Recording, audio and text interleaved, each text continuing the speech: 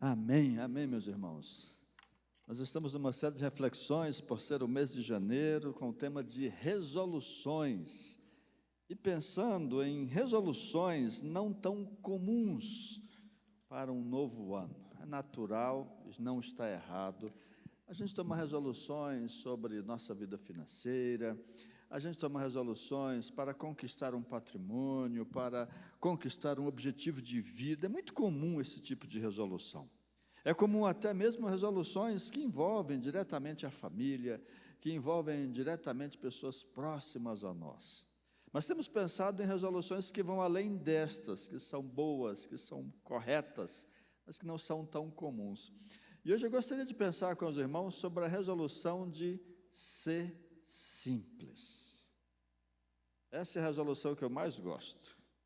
Já brinquei com algumas pessoas, já disse para algumas pessoas que no meu túmulo, se colocar aquele diagrama de como resolver problemas, eu vou ficar satisfeito. Que é o diagrama assim: você tem um problema? Não. Então não se preocupe. Você tem um problema? Sim. Eita. Chato, né? Mas você pode fazer alguma coisa por esse problema? Sim. Então não se preocupe. Aí começa de novo: você tem um problema? Sim. Pode fazer alguma coisa por ele? Não. Então não se preocupe, porque não vai adiantar nada. Eu gosto muito dessa resolução, resolução de ser simples. E a gente poderia pensar nesse tema muito bem baseado em Mateus capítulo 6, versículo 34, que diz que não andeis ansiosos, ou melhor, que não se preocupem com o dia de amanhã. Eu estava confundindo com Filipenses, desculpe. Não se preocupem com o dia de amanhã.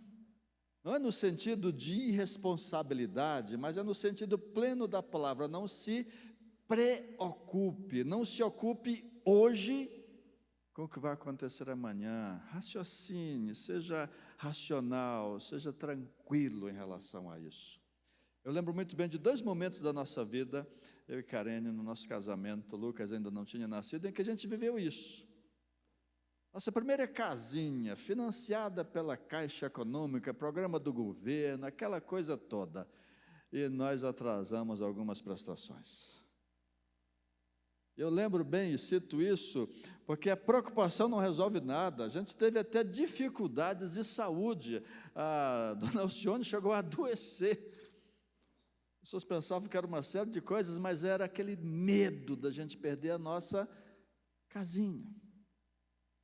E eu pensei em agiota, eu pensei em empréstimo, eu pensei em tanta coisa. E conversando com um amigo, ele disse: e você já foi lá negociar? 3 prestações, eu fui no banco, renegociei. Era tão simples, mas a preocupação me fazia ver um problema que era pequeno, muito maior. Com essa experiência, nós passamos por outro tempo de dificuldades. E a decisão foi muito simples e rápida. Nós vendemos o carro, ficamos de moto, só éramos nós dois. Nos livramos de um problema mecânico, que era esse o problema. Nos livramos de um gasto maior, não perdemos mobilidade, entende? É simplificar, é a ideia de Mateus 6. Poderíamos pensar também nesse tema, não em Mateus 6, mas em Lucas capítulo 10, onde Jesus fala com Marta e com Maria. Especificamente para Marta, ele diz: Marta, você anda preocupada, você anda ocupada com coisa demais, quando uma só era necessária. Naquele momento, a palavra de Jesus para Marta era para que ela não pensasse tanto em causar uma boa impressão a Jesus, mas que ela aproveitasse Jesus. Ela estava tão preocupada que a presença de Jesus fosse bem marcante na casa dela. Ela estava tão preocupada em deixar uma boa impressão, que ela estava deixando de aproveitar Jesus. Quando eu aconselho noivos, eu sempre digo isso para as noivas: o tempo de se estressar, o tempo de pensar no casamento, Isabela, é antes do dia. No dia, não importa se a decoração não saiu como você queria, não importa se o buffet não saiu como você queria. No dia, não importa mais nada. No dia é aproveitar. Esse é o sentido de Lucas 10, quando Jesus fala com Marta. Mas, em vez de pensar nesses textos, eu escolhi pensar, até de forma didática, em Eclesiastes capítulo 7, versículo 29.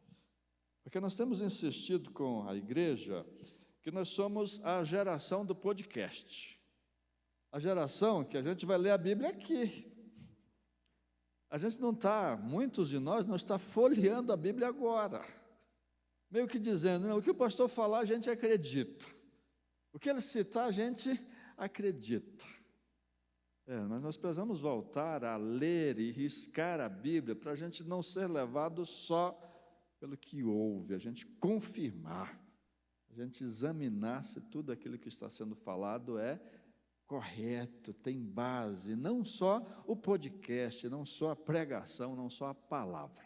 E por que eu escolhi pensar com os irmãos nesse propósito até de pedagogia, de ensinar a usar a Bíblia, em Eclesiastes capítulo 7, 29? Porque o texto não usa a palavra simples. E eu quero falar sobre simplicidade. Eclesiastes 7, 29 diz, o que descobri é tão somente isto.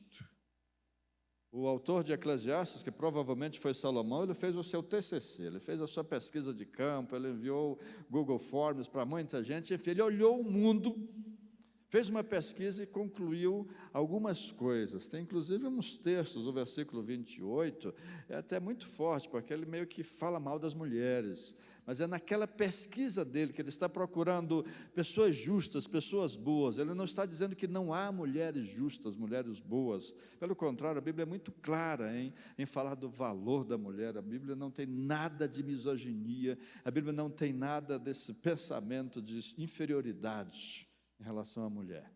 Mas na pesquisa dele, ele conclui isso. Versículo 29, de novo. Eu entendi isso. Deus fez o homem reto. E reto é o hebraico, deixa eu lembrar aqui, é o hebraico yasha, que quer dizer reto mesmo. E ele é muito comum de ser usado para falar de justiça. E inclusive o contexto de Eclesiastes 7 é a justiça. Mas em seguida, o que o autor diz? O homem foi criado reto, mas ele se meteu, num português bem comum, ele se envolveu em muitos problemas. E aí, problemas é uma palavra que parece até que vem de Star Wars, é Kishalbone, que quer dizer engenho, invenção, não tem ligação com o pecado, quer dizer de estar tudo bem e você inventar, está tudo bem e você criar uma artimanha, não tem necessariamente a ver com o pecado, é criatividade negativa, é mexer no que está quieto e não deixar o que está quieto, quieto.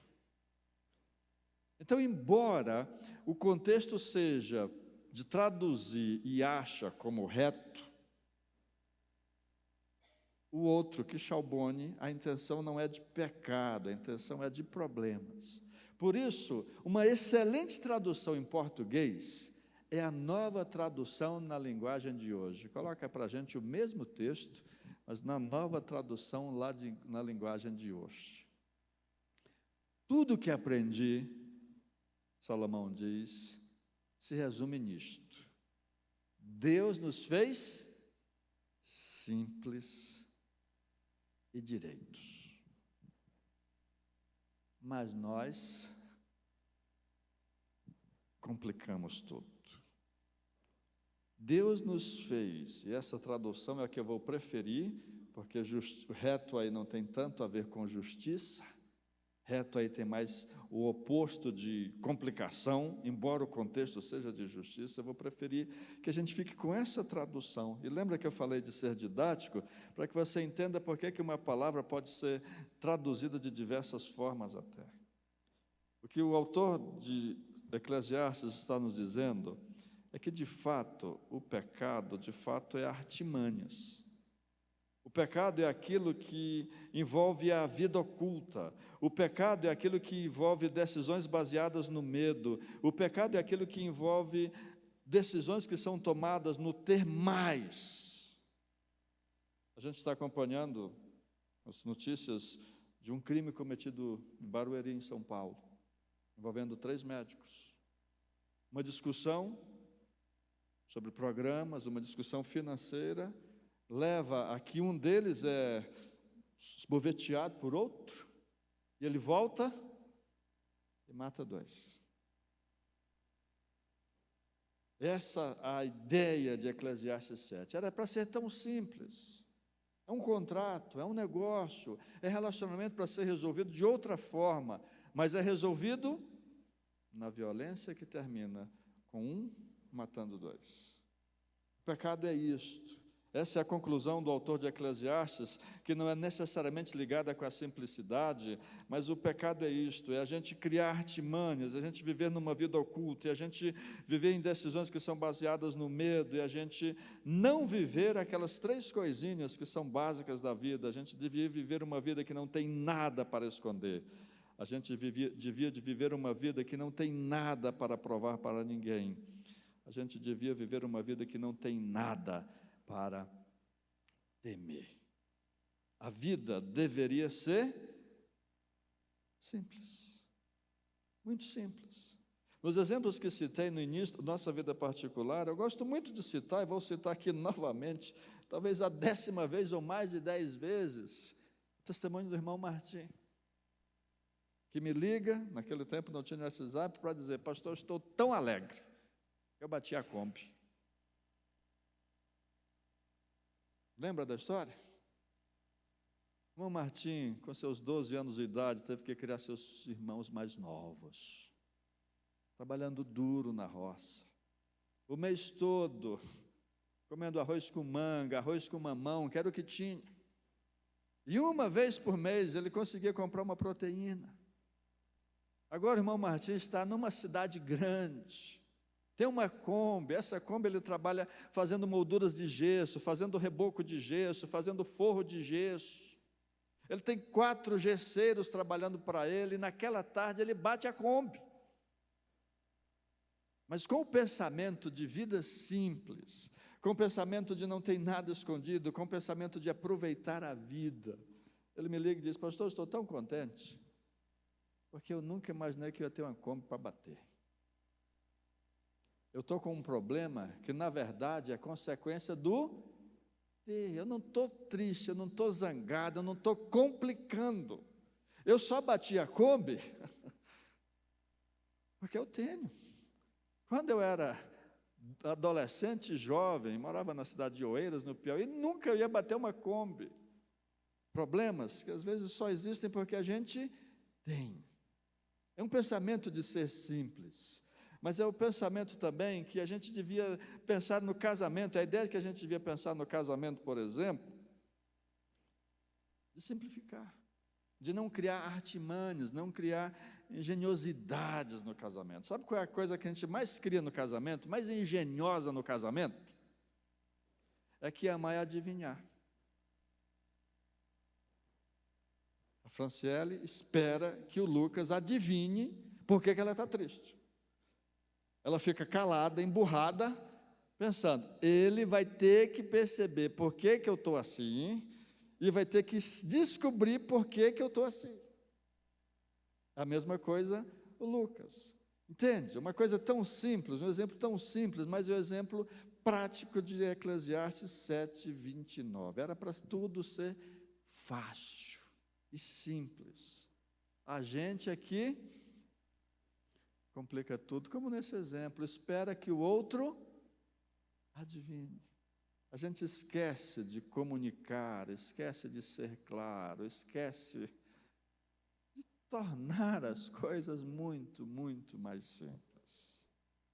Nos nossos dias de WhatsApp, como tem o comportamento de você ver a mensagem, mas dá uma de difícil, e receber a notificação, e dar algumas horas para responder, porque você não quer fazer, não quer dar a ideia de que você é aquele que responde rápido. A gente tem criado tantas engenhosidades na nossa vida.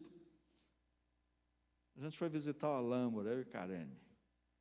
O Alhambra é uma cidade lindíssima, uma cidade pequena, mas muito charmosa, tem uma boa gastronomia, tem um excelente restaurante alemão, um dos melhores joelhos de porco que eu já comi foi em Alhambra. Mas aí a gente foi visitar uma daquelas fazendas de flores. E teve um aviso que me deixou assustado. Proibido trocar de roupa entre as flores. Você está sorrindo, André? Por que você acha que tem aquele aviso? Porque eu não posso tirar 2 fotos no mesmo lugar com o mesmo look. Correto, meninas? Se você vai para a Alhambra, você tem que levar a bolsa com 3 ou 4 looks diferentes para, de acordo com a flor, você tirar uma foto. E aí, é comum algumas pessoas trocarem de roupa pela foto perfeita ali no meio daquelas avenidas. E um dos avisos é: proibido trocar de roupa. Que complicação! Por causa de uma foto. É simples esse exemplo, eu estou tentando exatamente ser simples mesmo, com exemplos muito do cotidiano, com coisas muito práticas, porque é isso que Salomão está dizendo. Tudo que aprendi se resume nisto. Deus nos fez simples. Um homem para gostar de uma mulher para gostar de um homem, o desejo de ter filhos, criar esses filhos, conviver, sentar numa mesa, fazer uma refeição, comer juntos, sorrir, se alegrar, trabalhar, descansar. É simples. Mas nós complicamos tudo. Nós complicamos tudo, até na vida cristã. Principalmente até na vida cristã. Você já imaginou? Faz as contas aí, quanto tempo você investe nas atividades da igreja?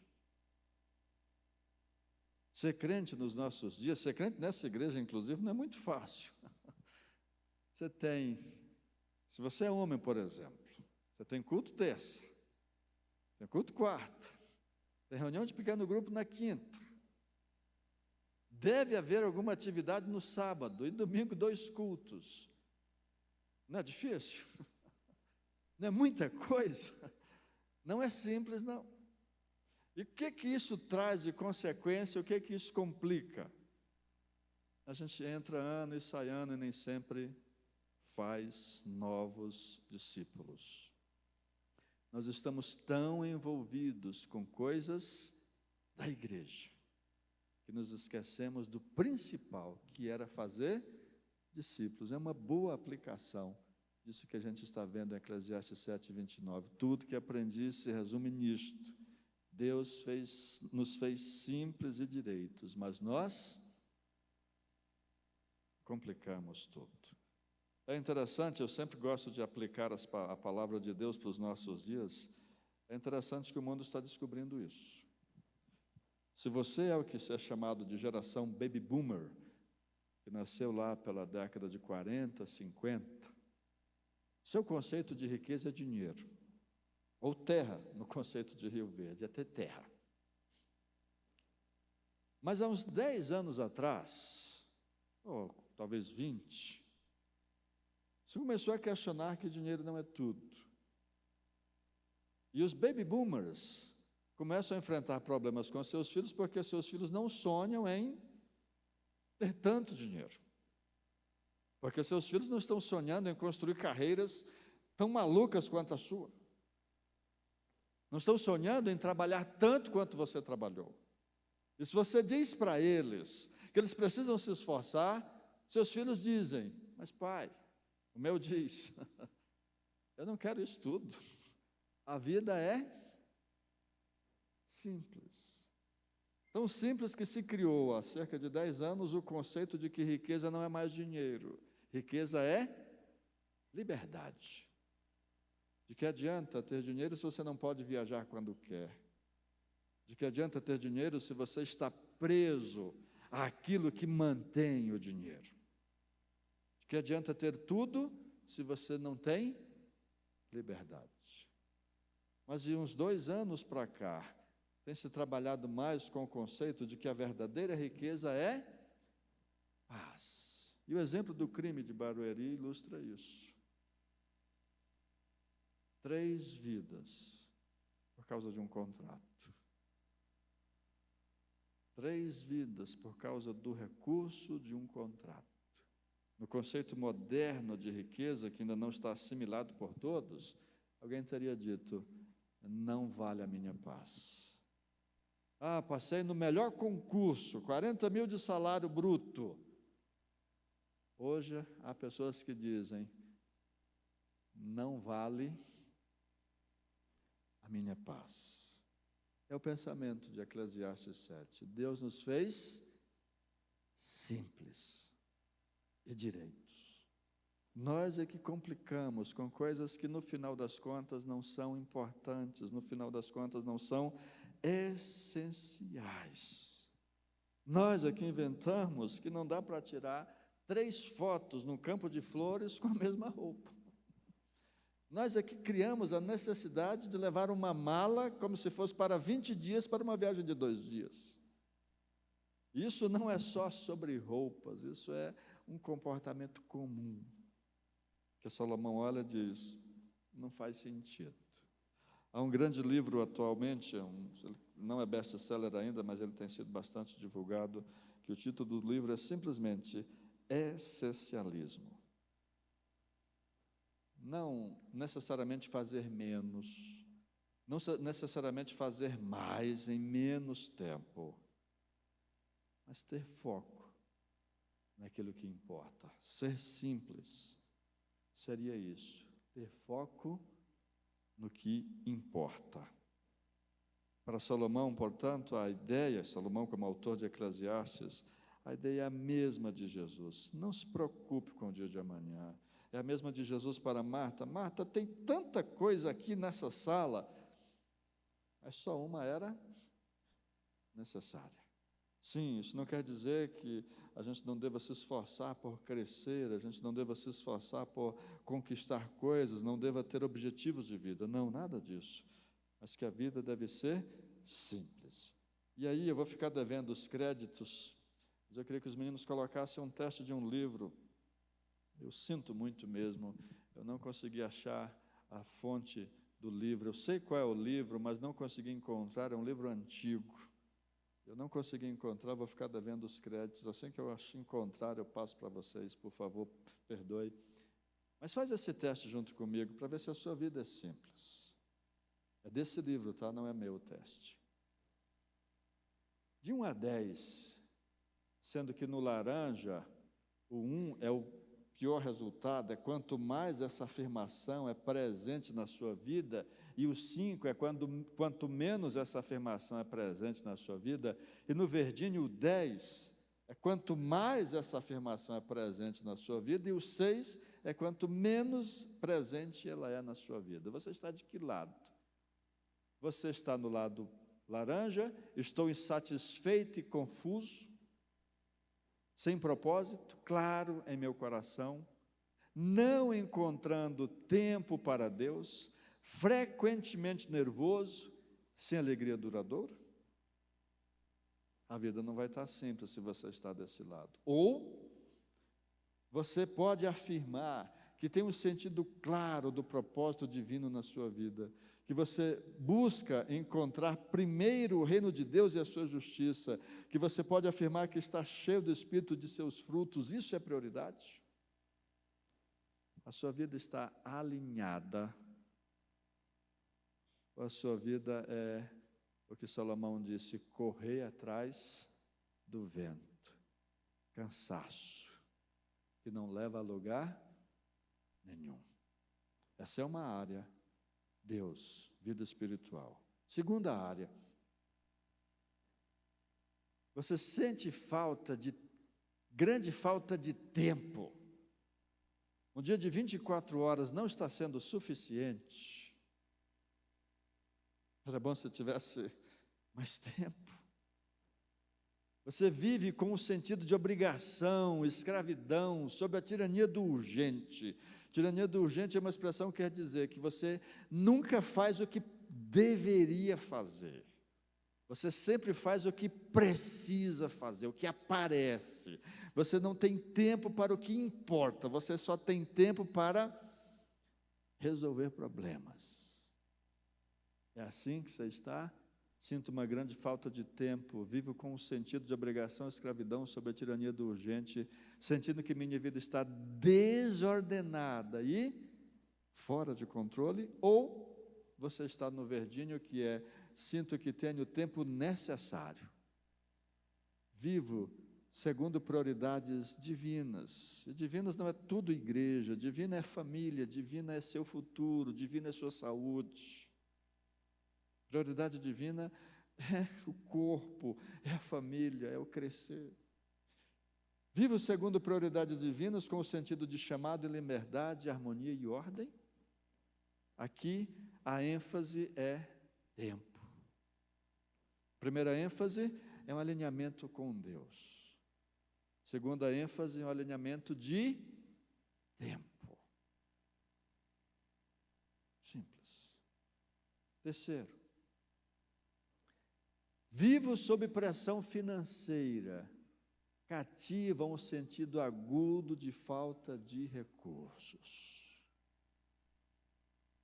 E nós brasileiros sabemos isso muito bem. Se você ganha 5 mil, você gasta 5 mil. Se você ganha 10, você gasta 11. Não é? Você gasta mais. É assim que você vive? Ou o verdinho, vivo com liberdade financeira. Não faço tudo o que quero, mas eu tenho e eu vivo sem dever. Eu vivo com liberdade. Liberdade financeira, a gente vai inclusive ter um curso em fevereiro para esse tema. Não significa ter dinheiro. Liberdade financeira significa não depender do dinheiro.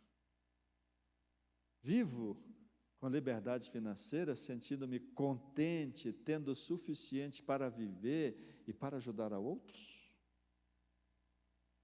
Terceira ênfase, finanças. Simplicidade com Deus, simplicidade no uso do tempo e simplicidade financeira. E a quarta ênfase que a gente precisa avaliar é a nossa vida relacional. Meus relacionamentos são tensos, com conflitos frequentes, sempre precisando de explicações para atitudes, sem atender às minhas expectativas. Eu não tenho amigos, o meu casamento não está bom, é só confusão. Ou o verdinho, meus relacionamentos são baseados na confiança. Eu estou lembrando de coisas, não sei se Karen vai lembrar, mas nós começamos a namorar no seminário, estudando juntos. E naquele tempo, há 32 anos atrás, não tinha WhatsApp, lembra disso, nem celular. Nós marcamos de nos encontrar na quase que única sorveteria que tinha em Teresina naquela época. Eu, apaixonado, esperei 40 minutos para ligar, para saber por que ela não chegava. Ela não tinha como ligar, eu que tinha que ligar. E quando eu liguei, de orelhão, botando a fichinha, ela disse: faltou energia no meu bairro, não tinha como sair. Eu pego meu ônibus, vou embora para casa, e o meu ônibus passa no bairro da Karen. E adivinha? O bairro está todo iluminado. Não tem nada de falta de energia. Mas o pensamento simples é porque voltou. Enquanto eu ligo, enquanto eu estou no ônibus, a energia voltou. Porque se eu achar que é mentira da Karen, o que eu tenho que fazer? Não é pedir explicações, não é brigar, não é criar uma confusão, é dizer, ok, cada um segue sua vida. Ou confia, ou encerra. Viver nesse joguinho de gato e rato é não ser simples. Por isso, para o Verdinho, meus relacionamentos são baseados na confiança e prazer em estar juntos, com liberdade, para cada um viver seu ritmo e prioridades. O Zé Marcelo não está aqui hoje, mas a gente tem uma conversa, Zé Marcelo, Edinaldo e Eduardo, porque uma vez nós fomos para o Piauí juntos, e a gente tinha um objetivo naquela viagem, ano passado. E nós chegando lá em Corrente, eu disse, olha, já que a gente resolveu tudo que tinha que resolver, eu quero convidar vocês para irem em Avelino Lopes. Lá tem uma pessoa que eu queria muito visitar. E no caminho eu disse, o pastor Carlos, que é o pastor em Avelino Lopes, é um dos meus 5 amigos. A última vez que eu falei com o pastor Carlos foi em fevereiro do ano passado, naquela viagem. Eu não estou dizendo que tem que ser assim, entende? Mas a amizade não depende de estar junto todo dia, entende? Não depende. O que houve que você ainda não me deu bom dia? Já é 10 da manhã. Ou pior, eu esperei até 11 horas para ver se você me dava bom dia, você não deu, só dá se eu der primeiro. Deus nos fez simples. A gente aqui complica tudo. Relacionamentos. Então, 4 áreas que eu desafio você a tomar decisões de ser simples. Sua vida com Deus, que é a primeira de todas. Buscai em primeiro lugar o seu reino e a sua justiça, e as demais coisas vos serão acrescentadas. Segunda área, tempo. A gente tem tempo demais. 24 horas não é pouco tempo. Terceiro, finanças. Aprendamos. Se tiver dificuldade, marca aí, já fica na expectativa para em fevereiro fazer o curso Liberdade Financeira. E Deus nos abençoe, que de fato abençoe muita gente. Estava olhando para a Fabiane deve nos ajudar nesse curso. E 4, que é o mais comum, relacionamentos. Deus nos fez simples. Nós é que complicamos tudo. Eu te convido a curvar a cabeça e orar. E enquanto a gente fazia o teste, eu não sei o que você respondeu. Mas a minha oração é que você tenha tomado atitudes, decisões, enquanto lia essas frases.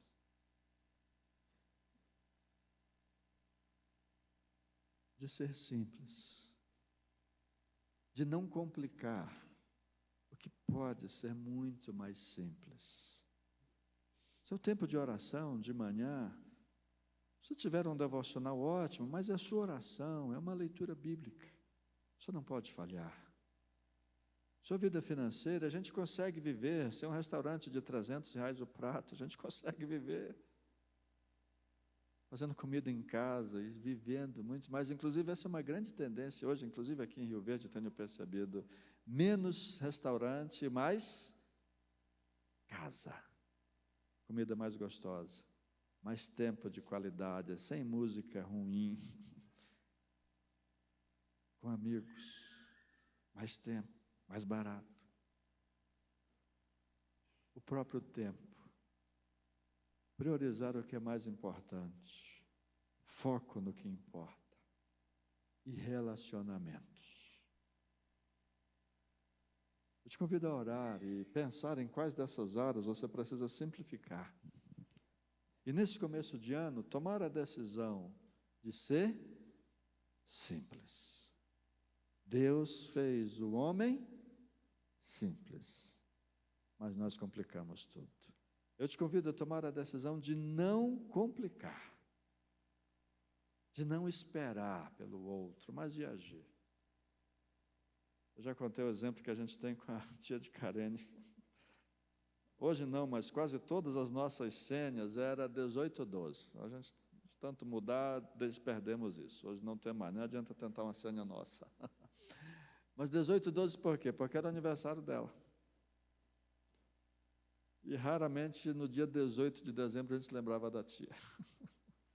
Sabe o que ela fazia? Meio-dia ela ligava e dizia: eu sei que vocês me amam e que esqueceram do meu aniversário, mas a presença de vocês, a ligação de vocês é muito importante, estou ligando para receber os parabéns de vocês. A vida é simples. Nós é que complicamos tudo. Faça a sua oração, eu quero orar com você também. Mas quero dizer que a vida é simples por causa de Jesus. É você que recebe Jesus e passa a ter essa cosmovisão diferente, em que riqueza, em que posse, em que status não é mais tão importante. É através de Jesus que você pode simplificar a sua vida. E se você está aqui conosco hoje e ainda não tomou a decisão de ter Jesus como seu Senhor e seu Salvador, eu quero te dar a oportunidade de se identificar. Alguém vai te ver e vai te ajudar na caminhada que você começa agora. Decisão mais importante da vida, receber Jesus. Se você faz isso, onde você estiver, erga a sua mão. Alguém vai ver você e nós vamos continuar orando por sua vida e te ajudando nessa caminhada que começa agora. Pai, no nome de Jesus, nós pedimos por simplicidade. O Evangelho é puro e simples. Nós pedimos que as nossas vidas também sejam simplificadas na relação contigo. Que a simplicidade, a disciplina espiritual da simplicidade seja desenvolvida em nós. Nós pedimos, Pai, que a nossa vida seja simples no uso do dinheiro. Sejamos cada dia mais livres do status, cada dia mais livres do ter que comprar tanto, do ter que acumular tanto, do olhar para um guarda-roupa e nunca achar que é suficiente, do olhar para um designer e nunca achar que está bom, que já está velho. Nos dá simplicidade, Pai. Nos nossos relacionamentos, nos faz mais confiáveis e confiantes. Nos livra dessas meninices, Pai. É simples a vida, nos ajuda a viver de forma simples. No uso do tempo, Pai, nos dá foco naquilo que verdadeiramente importa. O Senhor, a nossa família, o Teu reino. Nos faz simples, Pai, em nome de Jesus. Amém.